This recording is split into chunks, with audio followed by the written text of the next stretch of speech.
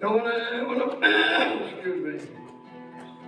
Now when I went up to Swancott Mills, the hardwood for to haul, trips they were so devilish long I couldn't get supper at all.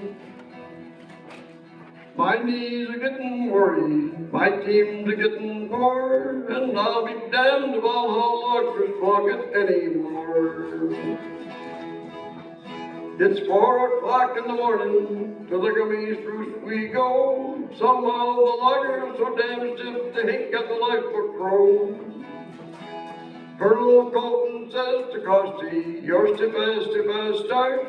This is not the resurrection day, it's the 17th of March. Well, there goes Frank Corcoran with his big Highland bays, 14 hardwood logs piled high on his sleighs. He'll take 'em down to Swancott, he'll unload 'em too, then he'll stop back to Freeman just to have himself a brew.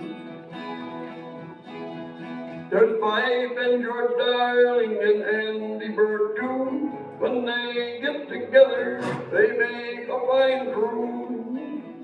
They'll like Eugene Freeman's, their glasses to fill, and to hell with the loggin' at Swancott Sawmill.